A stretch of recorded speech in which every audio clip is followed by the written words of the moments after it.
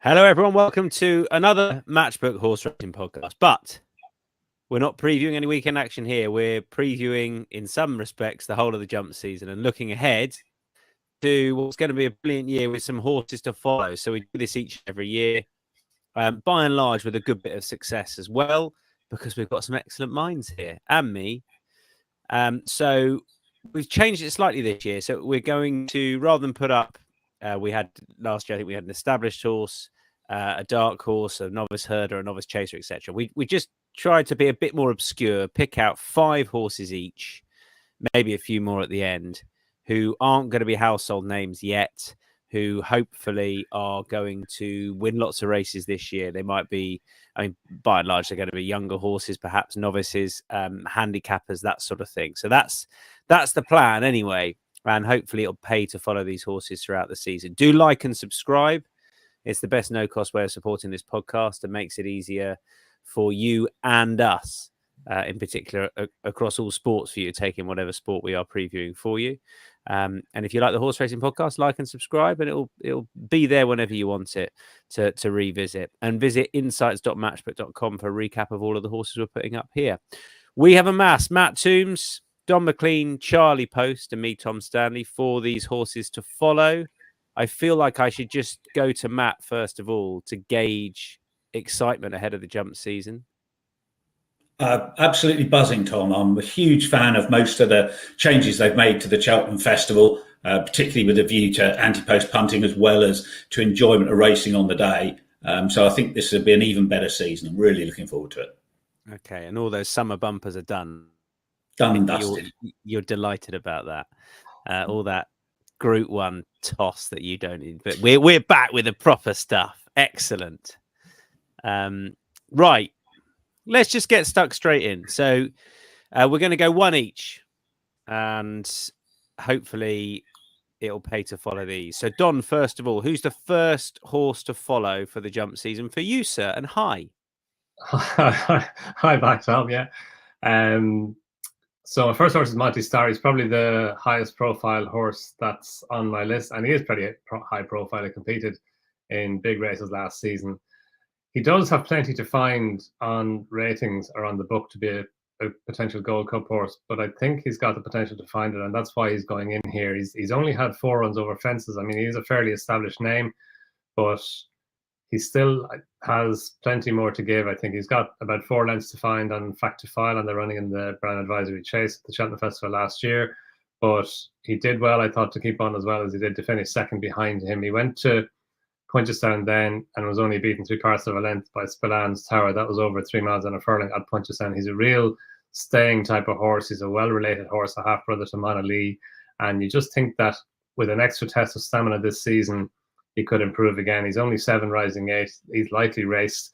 He's a super jumper of fences. When he beat 3-Card Bragg to win his beginner's chase on New Year's Eve last year, his jumping was so slick and just so accurate and efficient. And you think that will allow him to improve again this season.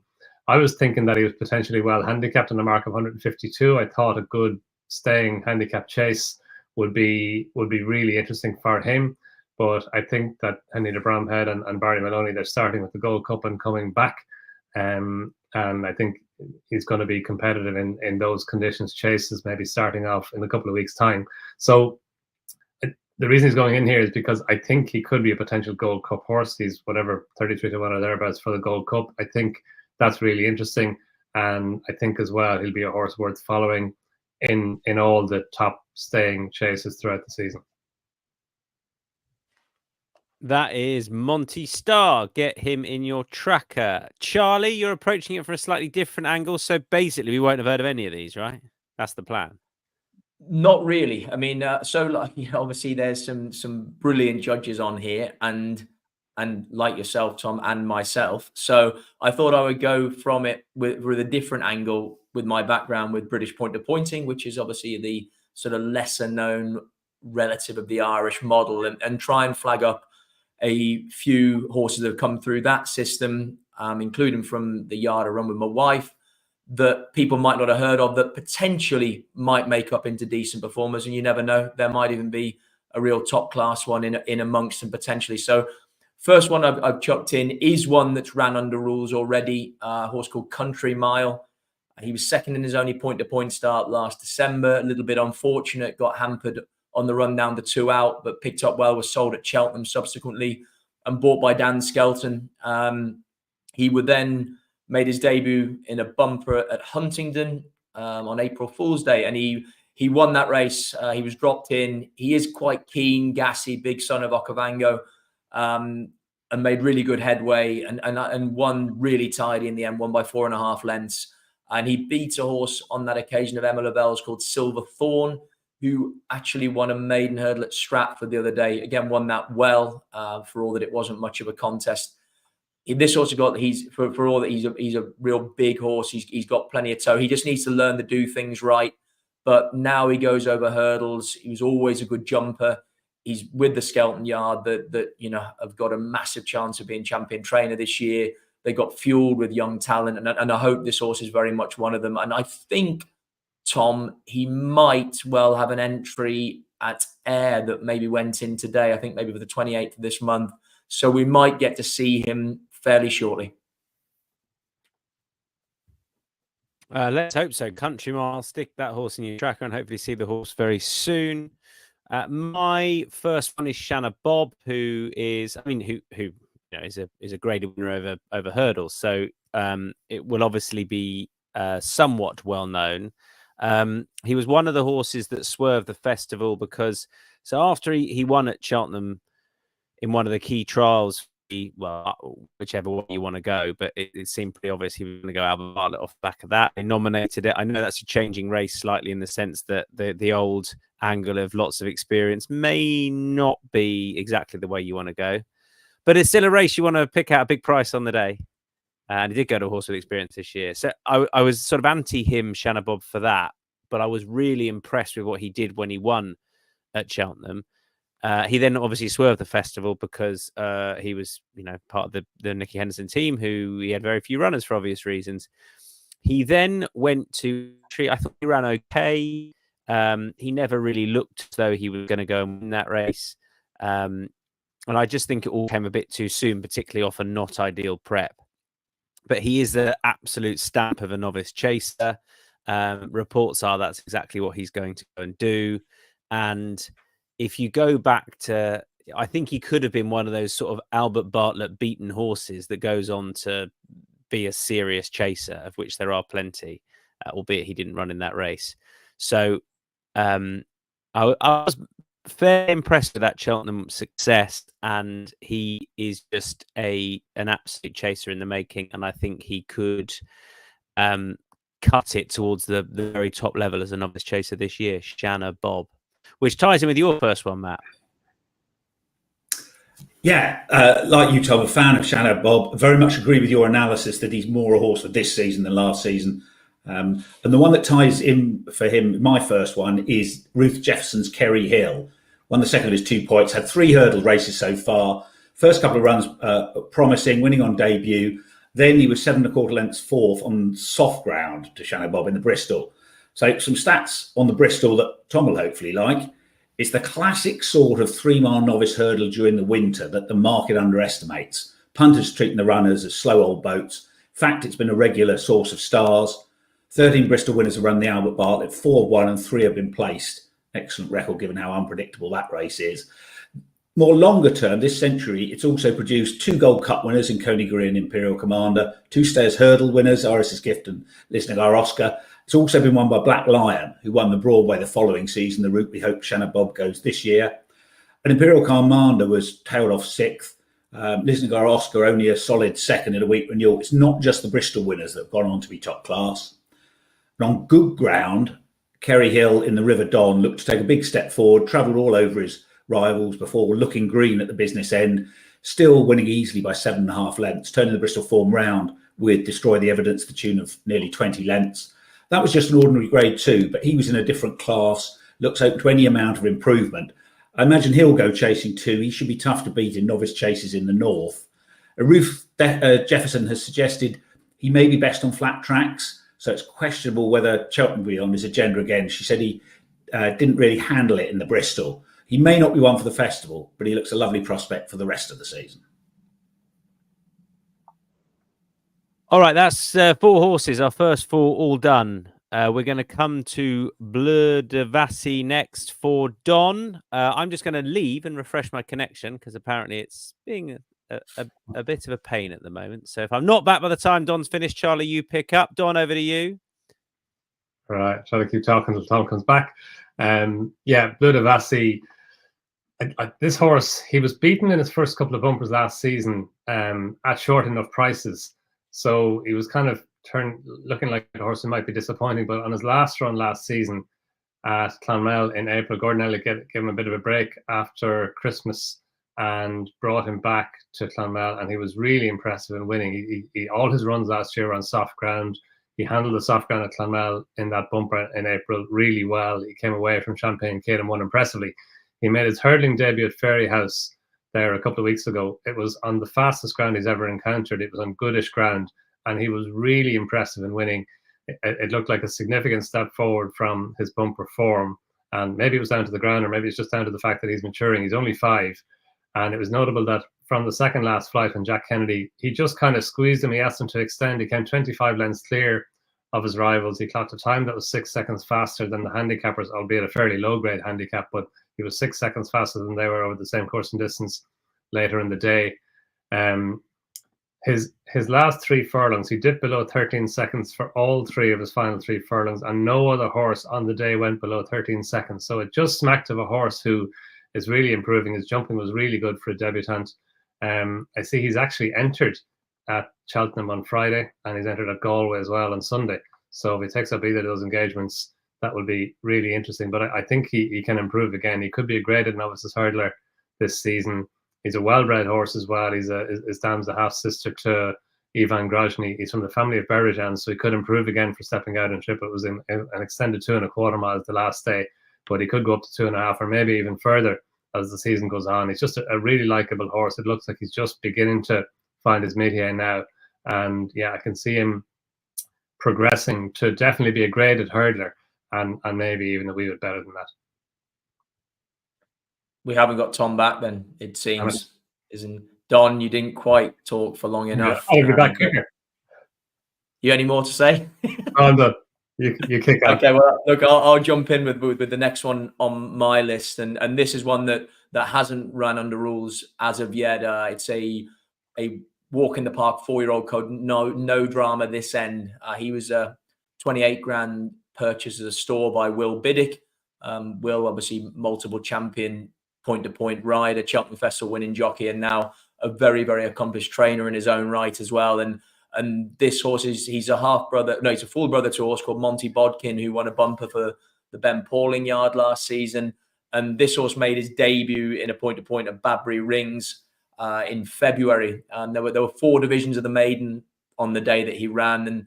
And look, yeah, he had a 4-year-old allowance, but he won his race by 23 lengths in a time that was over 6 seconds quicker than any of the other 3 divisions. He's a horse that, again, Will had been making big noises about for a long time before his debut. He's desperate to run him before the Cheltenham Festival sale, and he obviously did that, accomplished that, and he went to the festival sale, and Paul Nicholls bought him for 160,000 quid. So not a cheap horse by any stretch of the imagination. He also posted the highest point-to-point rating for a British trained 4-year-old last year. And like I say, now in training with the champion trainer, he was a big scopy frame of a horse that should have done really well for a summer's break. And he could be a really exciting prospect for Paul Nicholls this time round. You'd imagine he'd start off in a bumper. And I suppose on the strength of that performance, whether he'd stay in that sphere this season or go on to running over hurdles before Christmas, it'll be interesting to see. But like on the base of that performance when I was there the day he won, he looks like a horse that could be a very, very exciting recruit from the British point-to-point scene. That is no drama this end. Matt, you come in with your third. Well, I'll do my second first, if that's okay. That's a good point. Yeah, well done. Good counting. You obviously thought you were away longer than you actually were. It's not half an hour. Who's your second? It's Untubber. One obvious area to focus on each autumn is horses going chasing from yards where they improve more than most for switching to fences. I'm also looking for those who look to have more inherent improvement in them as racehorses than the market perceives. For example, a novice chaser who bypasses bumpers, had a brief career over hurdles. The number 1 yard both counts as Henry de Bromhead, while Slade Steele's the obvious one. It's worth remembering that this time last year, Henry was putting up Untubber, who didn't run in bumpers, as his best novice hurdling prospect. He went off 3.5 favourite for the Royal Bond, shaped like a galloper there, not a 2-miler. He is a half-brother to Sydney Banks winner, LS Bell, also Rock on Rocco, who won over an extended 2.6 over fences. There was then a bit of an air of education about the rest of his campaign at the Grade 1 at Nace and then being pitched into a big handicap at DRF. He was due to step up to 3 miles at the Punchestown Festival for the Grade 1 there, coughing and scratched. He's already 7, so I expect him to go over fences this season. He won his point, albeit it was a 5-year-old rather than 4-year-old maiden, which don't tend to be as strong. The next two didn't run under rules, both won points. 4th and 5th one at a modest level under rules. So form probably isn't too bad, and he hosed up by 20 lengths. Historically, Henry started his best staying novice in a 2-mile 4 beginners at Goran in late November. Bob Ollinger won it. But Gold Cup winners Manila Indo and Aplutar, Ryanair winner Balco de Flo were all beaten in it. A reminder that Henry brings his staying novice chases on slowly. So don't ride off a horse like Untubber if he doesn't win his beginners at the first time of asking. That race, that's been removed from the programme. So it'll be interesting to see where Henry goes with his top one now. Untubber's got a bit to prove, but I think he could be a different proposition over fences. He's generally a 67.0 shot for the Broadway. So whilst you need to be pretty bold to be having a meaningful single on him at this stage, instead I'd suggest that some of these horses that we're going to put up could be part of a fun acca where for pennies you could potentially win a fortune. I'm going to go slightly out of order in what I've put, just because Alex is along, who says I'll throw up Salvatore Mundi, seeing as Tom is part-timing afternoon. Or hello, Alex. Well, he's one of mine, so I'll just cut straight to him. And that is Salvatore Mundi, who's, I guess, a pretty obvious case. I mean, he was one of my horses to follow last year. He was one of my dark horses. In fact, as was Sergino. So those two, both Donnelly horses, one with Nicky Henderson, one with Willie Mullins, finished 1-2 before coming over here and obviously going their separate ways, trainers wise. Interesting, the Donnellys picked up both of them. I mean, that's pretty obvious, the Sergino effort, but beyond that, I thought he ran with a hood on in the champion bumper with more credit than his finishing position.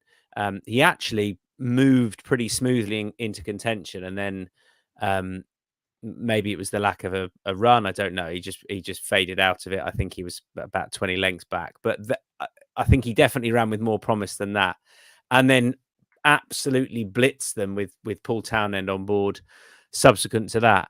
So he's a pretty obvious one to go into novice hurdles this year, particularly going back to his form before he came over, but also the fact that he ran in the champion bumper with, I think, a lot more credit than his finishing position would suggest. Don't know why the horse was off for such a long time, but he could really cut it as a top novice hurdler, I think, this season. So he is definitely one of my 5. Hi, Lee. A regular on the show, says, good luck for the season and your horses to follow, lads. You can check out one of Lee's horses to follow on the online. He's put that into his Racing TV Tipstar preview. So good luck with that, Lee.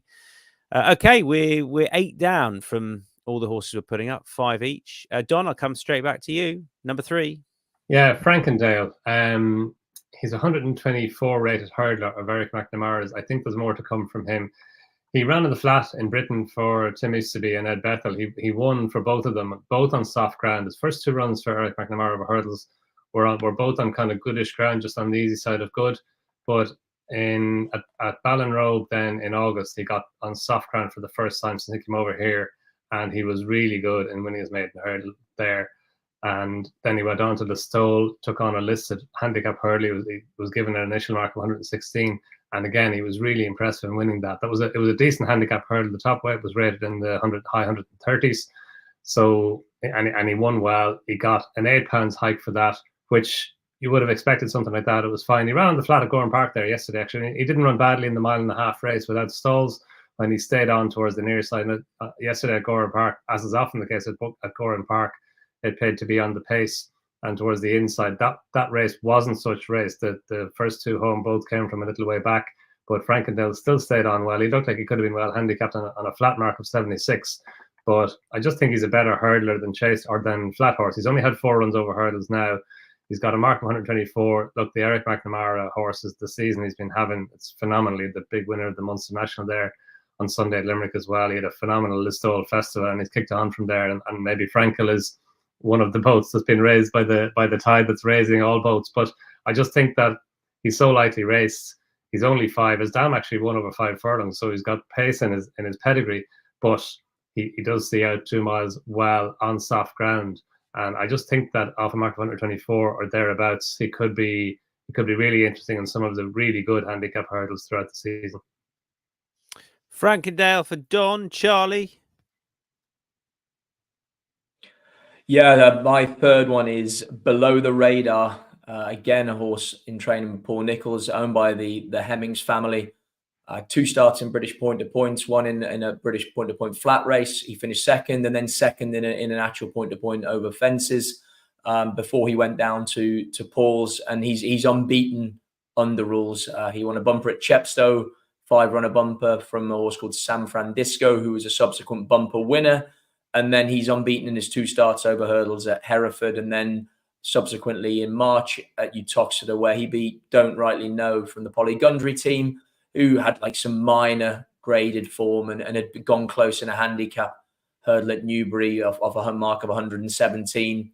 I know that they were hoping to pitch this lad in off his mark of 123 in a nice handicap hurdle in the spring, but he had a small setback which curtailed his season. I spoke to Mick Meager recently, the Hemmings family's racing manager. He said he'd done really well over the summer. 6-year-old now, he should be really reaching full physical maturity. He's been down with Paul's quite a long time. I think he's done plenty of graft, and I'm not sure. I don't think he's that far away from making his seasonal return. As far as I know, he's going to remain over hurdles, and I think that's because they feel that there is mileage in this marker 123. It'd be interesting to see how far he can progress. He'll end up being a chaser in time, but I just wonder if there might be a real decent handicap hurdle in him before they do go chasing with this horse. That's Below the Radar. Back to you, Matt, number 3. Yeah, one simple way to seek value is finding horses that haven't been seen to best effect for a legitimate reason that isn't obvious to the market. My third one's Blood Destiny. In his case, I think he spent a chunk of last season running over a trip he doesn't get. That in part stems from how Willie Mullins deals with the Irish Maiden Hurdle and Beginner's Chase programme, far fewer options than in Britain. So understandably, he takes the view that a good horse will win Maiden Hurdle, especially also Beginner's Chase, even if the conditions don't really suit. And that works at that level. But when stepped up into graded novices, horses are much less likely to have the class advantage that makes it easy to overcome having conditions that really don't suit.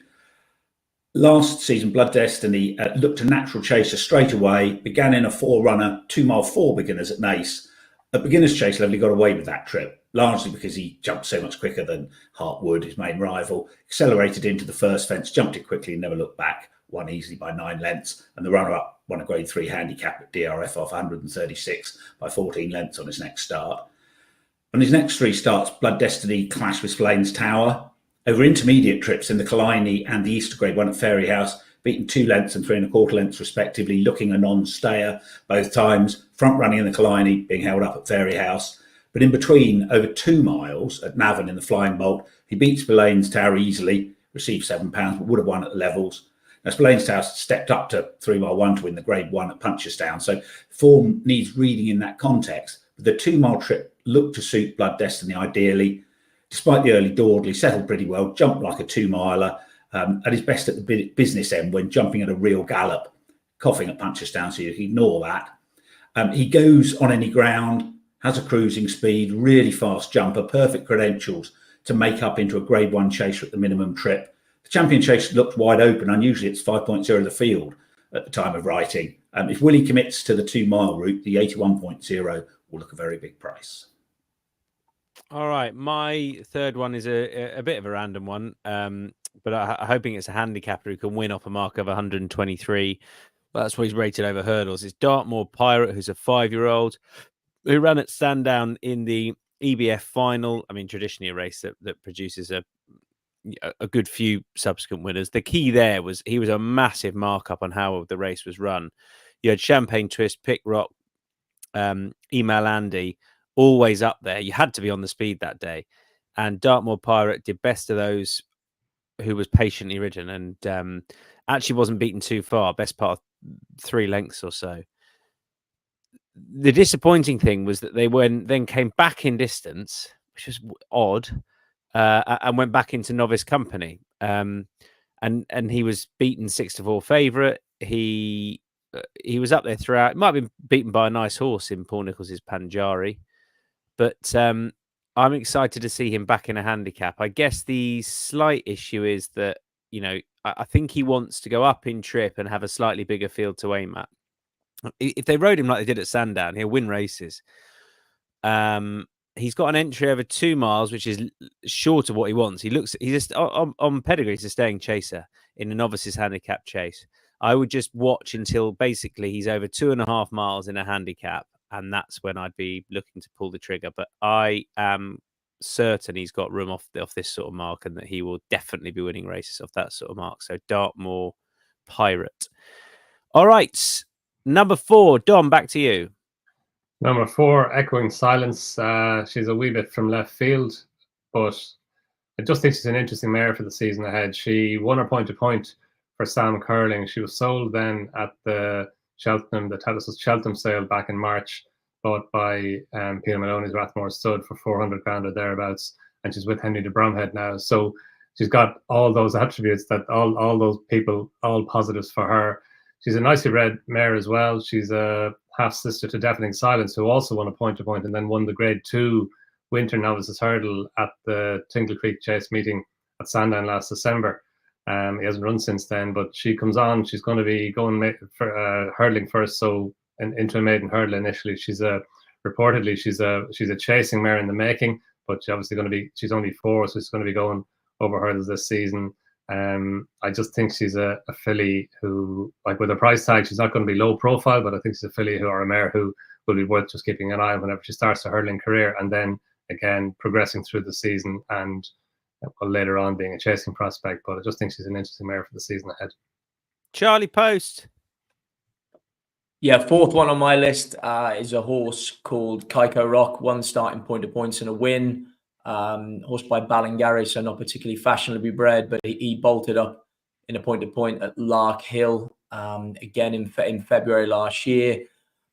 He won by 7 or 8 lengths that day, comfortable. And the second horse, Mr. Carson, went and bolted up in his next start as well. Dan Skelton once again has ended up with him. Dan, a big supporter of buying English point-to-pointers.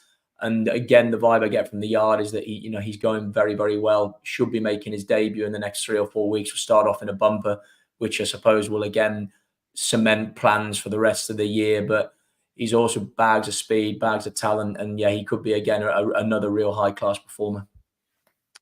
Alex says, I heard Nicky's got Constitution Hill Mark 2 in the yard, keeping it quiet. Well, hopefully he leaves his box. That'll be a good start. No, in fact, Matt, I'll stick with the order. Come back to you. My next one is Don't Stop the Music. The 2 Mile 3 maiden bumper at the Punchestown Festival might not be the race punters are automatically associated with future stars, but in recent years, Monkfish, Monley and Ed Wolf have all contested it. This year's renewal featured a taking winner in him, working out okay from early evidence, though the 2nd, 3rd and 4th haven't run yet. The 5th and the 8th, beaten 12 and 39 lengths, both won their only subsequent runs in maiden hurdles. The 14th, beaten miles, has won a bumper. Well back during the day, ridden with typical patience out the back by Derek O'Connor, made up his ground stylishly and bolted clear in the final furlong. He's clearly not been easy to train. Already 7, this was just his 3rd run. But if he stays sound, Martin Brashel's shown himself very adept at laying one out for a festival handicap. 2 of his 3 handicap runners at the 2023 festival, Fast or Slow in the Ultra and An Epic Song in the Coral Cup, just got run out of it. This year he ran 2 in handicaps. Jose Partier was brought down and well fancied in the Fred Wintron, built by Ballymore, went off favourite for the Coral Cup. All 4 run in the same Orion colours as Don't Stop the Music. So he ran over hurdles a couple of years ago. Under the new rules, needs 4 more runs to be eligible for a festival handicap hurdle. In fact, the Brassel declared him for a maiden hurdle at the Galway Festival. In the end, he missed it from coughing. So he might be trying to get those runs in that he would need. Plenty of chat about the Brassel handicappers in the run-up to this year's festival. if Don't Stop the Music does get qualified for a race like Coral Cup, then he might be one to look at backing when the weights are published at the end of February. It's obviously pretty speculative at the moment, but in that scenario, I could see him being well backed in the run up to the festival. So if nothing else, he may be a good back to lay play on the Matchbook Exchange. All right, my number 4 is Kopek de Board. Again, you may well have seen the horse's success at Fairy House in a race which has had the likes of Moon Racer win it before going on to bigger and better things. Death Duty was placed in it. Brighter Days Ahead took it last year. So it's traditionally a pretty strong bumper. The horse then I thought would go to Punchestown, was in that Punchestown Grade 1, but they swerved it. So arrives here as a rising 5-year-old now with 1 start and a very impressive win at that. I suppose a bit disappointed that Clap of Thunder II, who was the British raider that day, Nigel Twiston Davis horse, was beaten at Chepstow in novice hurdle. But, this horse beat him 13 lengths. He has the pedigree of a horse that's going to want a little bit further. I expect him to be campaigned as a 2.5 mile novice hurdler this year, but he looked pretty smart when a winning 15-8 favourite that day, and he's one of a few Willie Mullins bumper horses that I want on side going to the novice hurdle campaign. Kopek de Board. Donn, number 5. I like this one. 5 is Iroko. Yeah, I might have put him up as one to follow last season as well. I think you did. Yeah, he obviously had a truncated season last year. It mightn't have been too long after I put him up that he was ruled out for the season, and actually he wasn't out for the whole season. You were right with the Warwick win, Don. So he was brilliant at Warwick. So there you go. There you go. It was good while it lasted. Yeah, he was supposed to be out for the whole season, but he did make it back in time for Cheltenham. He ran in the Turner's Chase, the old Turner's Chase. We're going to have to start calling it now. And he ran okay, but he just felt it was kind of a rush to get him there, and it's probably a trip short of his best. He's the Martin Pipe hurdler from the season before, and we know the Martin Pipe hurdler can be a really big springboard for horses to turn out to be high-class staying chasers. Sir Deschamps obviously won it. Gallivan Deschamps won it. Don Poley won it, and a couple of other horses were beaten in it who've gone on. And I just thought his final run last season was a really good run. It was in the Mildmay chase at Aintree. He didn't have a huge amount of racing room on the far side early in the home straight, but he stayed on really well to take second place behind Another Way of Thinking. Another Way of Thinking, obviously a really impressive Kim Muir winner, is relatively high in the betting for the Gold Cup. And Iroko's the same age as him. He's only had those 3 runs over fences, one at Warwick last year, whereas jumping down the side of the track over those 5 fences was electric. And I think he's potentially well handicapped on a mark of 152, but I think he could be even better than that. There's talk about him handicapping and going for some of the big staying handicap chases, but I think he could make up into a graded race performer as well, and maybe even a Gold Cup horse in time. But I just think he's an interesting horse, and one to keep on side. Charlie, you're last officially. Yeah, Milcree. Again, owned by the Hemmings family, in training with Nicky Richards. This horse, he won a point-to-point flat race in April 23 for Brian Harding, former jockey Brian Harding. Then went to training with Nicky Richards and made his debut at Ayr last December and ran around all over the shop. Finished third, looked like the best horse in the race. Then second at Newcastle, again looked like he was going to get up, just failed. Confidence boosting win at Carlisle over 2-3 on heavy ground where he cantered round, and then Ayr in April, I don't know, over 3 miles. Just looked like a horse that was coming to the big horse that had been on the go a while and ran just okay, beat 9 lengths behind Chosen Witness. He looks a massive big frame of horse. He's by Milan. They often take a long time to come to. He's 6 rising 7 now. You'd imagine he'd be the sort of horse, especially from the yard that he's at, that's going to go chasing. And it could really be the making of him. I think his mark of 117 underestimates the level of ability that he's had and he has. And I think he could be a horse that could end up running up a sequence off this mark. He's certainly starting off the right end, and it wouldn't surprise me if he ends up making up into a really talented staying handicap chaser. Matt, 5th and final. Yeah, handstands. When talking about Untubber, I mentioned looking for horses with more inherent improvement in the market factors in. Another example of that is a horse that had their first race of any kind more recently. Charlie's talking about a lot of these young prospects. Ben Pauling arguably had one of the best crops of novice hurdlers in Britain last season. Perhaps handstands was the most exciting. And his first run was in a 4-year-old maiden point on the 28th of October last year. 49 days later, he was running for Ben, won his first 2 starts before beating Grade 1 winner, 146 rated Django Bailly in the Sydney Banks. That turned into a bit of a sprint and he showed a good turn of foot. Less than 5 months after that racecourse debut, handstands was lining up in the Gallagher at the festival, albeit in what by the exciting winner Ballyburn looked the weakest renewal of that race I can remember. But before the Gallagher, Ben said that handstands was better than his previous winner of the race, Willoughby Court. On the day, he was very weak in the market, opened 13.0 on course, drifted out to an SP of 21.0, ran accordingly. Too bad to be true, so I put a line through that. On breeding, the testing ground may have been against him. He's by getaway out of a King's Theatre mare, so maybe he got away with it in a Sydney Banks level race, but not at the festival. If you forgive him that Cheltenham run, he's amongst the most exciting novice chase prospects in Britain. Obviously got to prove that Cheltenham suits, but I doubt that'll be an issue. And he should take plenty of beating in novice chases elsewhere. I think Ben's looking at the rising stars at Wincanton next month. And Ben's building up a reputation as an excellent target trainer at the festival. Shake 'em Up Harry's plate win was his 4th from just 59 runners, 15% profit backing them blind, 8 of the losers placed. I'm open-minded about what handstands trip will be over fences.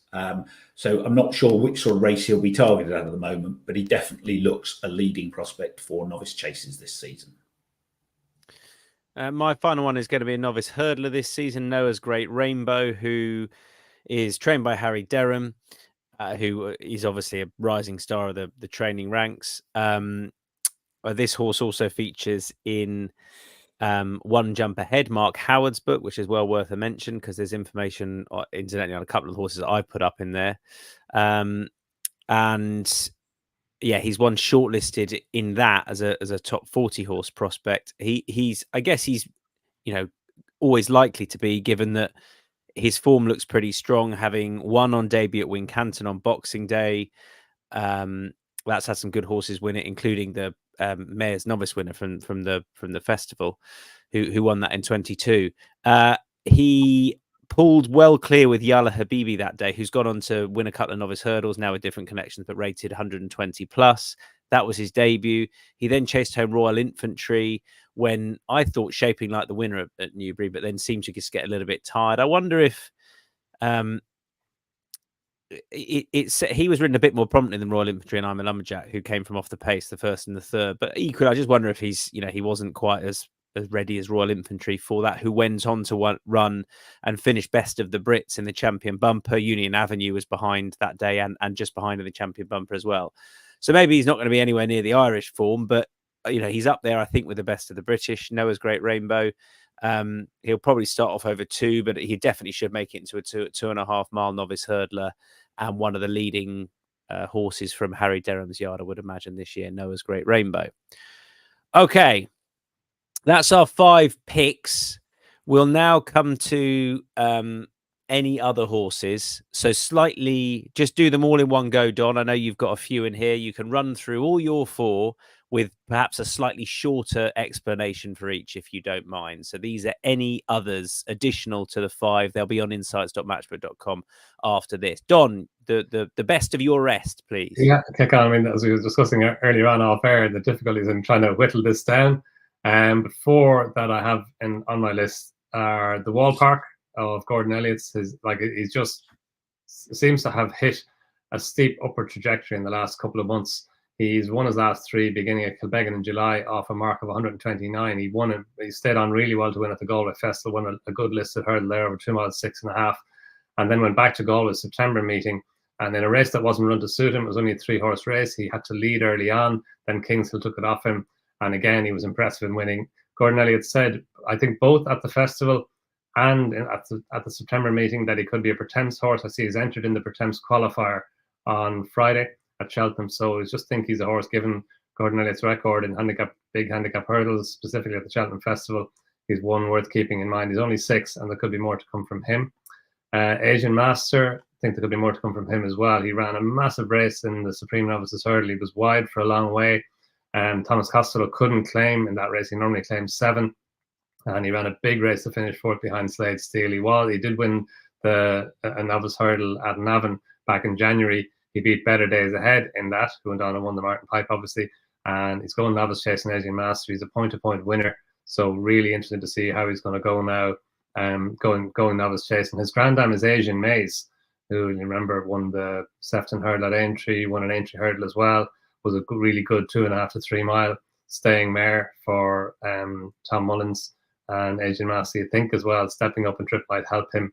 Third horse is Better Days Ahead himself, who did win that Martin Pipe hurdle. I was just impressed with the attitude that he showed. He didn't look like the most likely winner going to the final flight, but he showed a lot of grit and a lot of stamina to get up the hill and win what looked like a really good Martin Pipe hurdle. Waterford Whispers was second, Claire de Bourg won third, Answer to K fourth, and any of those 3 could have been included in this list. But I just thought Better Days Ahead did well to win. He was third behind Dancing City in the 3 mile novices hurdle, the grade 1 novice hurdle at Punchestown. Again, Punchestown's it's a sharper track, and he was staying on well again at the end. I think he could take a high rank among the staying novice chasers this season. And I just put in Haran Sederi as well, Tom. I thought that he was only second behind Real Steel in the Munster National there on Sunday. And look, Real Steel, phenomenal training performance by Eric McNamara to get him to win. But he did have the race run to suit under a brilliant ride from Danny Mullins in front. I think the finishing speed percentage was about 112%. And Haran Sederi was in behind and had to make his ground from further back. It looks like he's improved again for stepping up in trip to 3 miles. He was rated 134 over hurdles. He's got a mark in the high 140s now over fences. And I still think there could be another good staying handicap chase in him off that type of mark. He's still likely raced over fences. He's only had 7 runs. He's only a 7-year-old. He's proven that he can handle soft ground as well. And again, for those staying handicap chases for Sederi, I just think he's one to keep on side. The Wall Park Asian Master, Better Days Ahead, Haransu Derry for Don. A reminder, they'll be up on matchbook.insights.com later on. Charlie, couple more from you, please. Yeah, 2 more from me. Obviously, I was pleased to hear Tom put up Noah's Great Rainbow, because I'm going to put up the horse that beat him at Newbury, whether he was fortunate or not, in Royal Infantry. He was obviously won a bumper previously before that, and then went to Cheltenham, and as Tom said, was the first British trained horse home. Another one again, housed with the Dan Skelton yard. I think he's definitely got enough ability that he could make up into a graded novice hurdle performer.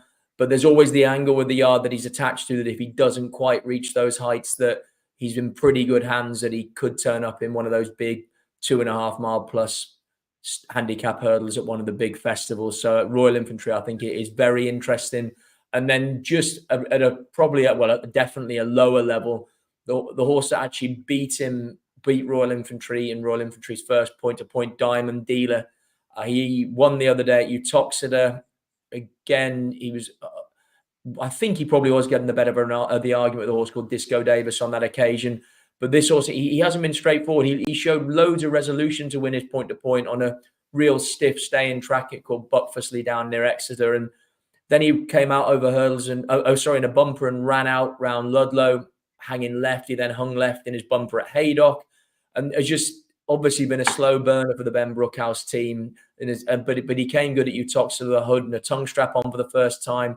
And what interests me is his mark of 108. On point-to-point form, 108 is very, very much below this horse's level of ability. And it'll be interesting to see where Ben goes with him next time, whether he looks to plot him straight into a handicap hurdle, which I'd imagine he would do, as it very much looks like a mark that'd be worth exploiting. Matt, a few more for us. 3 more. First one's Bugsy Siegel, who ties in with handstands via the Sydney Banks. Made the running there too green, make it a strong gallop, got done for toe. But that run, getting £5 from Django Bailly, just 3 lengths behind him, looks pretty good. Afterwards, Charlie Longsdon said that Bugsy Siegel didn't enjoy making the running, so wasn't seen to best effect. And on his final start, he ran in the Grade 1 Mersey at Aintree. No match for Brighter Days Ahead, but he was 11 3/4 lengths third, ahead of the 2-3 from the Gallagher, Jimmy Desoy and Atlantique. And in the previous 2 seasons, Longsdon had 47 and 46 winners at a strike rate of 17%. Last year, just 20 winners, 8% strike rate. Said there was a bug in the yard in the autumn. He's chalked up 10 winners already this season. So hopefully plenty of his winter horses should improve. Bugsy Siegel's been declared for a warm-looking beginners chase over 2-4 at Carlisle on Thursday. Looking forward to seeing how he gets on there. And finally, a couple to mention from the Mullins yard who have an injury question mark over them, but will be very interesting if okay. The more obvious ones, Grange-Clare West, 2 from 2 over fences, trouncing the now 166 rated Corbett's Cross both times, the latter in the 3 mile grade 1 at Leopardstown at Christmas.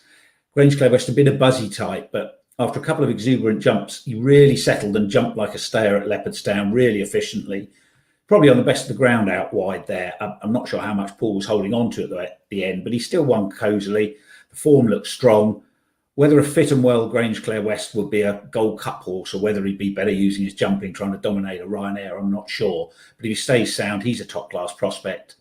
And finally, Indiana Dream, who's only made the track once in each of the last 3 seasons. Last season's run was at Navan, his chasing debut, bolted up by 13 lengths. Form's not that easy to assess. The talented San Felicien ending up a handicap project. Hidden Valley Lake fell and Sham Valley Kid didn't take defences. Indiana Dream's the antithesis of an anti-post proposition, but he's one to keep an eye on if he makes the track this season, because that was as good a chasing debut as I saw last season. If he can keep sound, he could be anything. All right, I've got a couple more for you. One is Bali. He went in my tracker at Aintree when it all went completely tits up at the start, and he ran a massive race and finished second to El Jefe. It all went wrong for Godante on that occasion as well. But I thought actually Bali ran the most eye-catching race, and at Aintree, it can be such a long way home. So it proved where the first and the third came from way back. Bali ran a great race, having been lit up and right up there throughout, and he stayed there. I duly backed him at Haydock at the Swinton. I don't know what the hell happened, but he was pulled up. Massively disappointing. But he's a massive markup horse on that Aintree run. So get him in the tracker, Ballee. That's Bali. And the other one is Jalon Dudery, who's more obvious, but again, just a bit of a markup sectionally based upon the run of the Champion Bumper. First of all, I was pretty taken with both of his starts. But it was interesting. He ran in the Willie Elliott race, which Gordon obviously runs a big one into to try and win. And he was good. He was hammered in the betting, went off 11-8 favourite. Subsequent to that, he ran well when winning at Leopardstown over Christmas, and then ran a really good race in the Champion Bumper. He went off favourite. He just got tired, having been ridden prominently on that occasion. It was a massive markup performance given how he was ridden, and he could turn into a top novice hurdler this year. So Jalon Dudery. There we go. Loads of horses. Hopefully loads of winners. Matt, thank you very much. Charlie, thank you very much. Don, thank you. Head to Matchbook Insights for a recap of all the horses we put up. They were pretty spot on last year, a lot of the horses we put up. So hopefully more of the same this year. And we'll see you Friday as well for a preview of this weekend's racing, which includes Cheltenham returning and, of course, the big one that Matt is keen on, the final Group 1 2-year-old race of the year. Matt.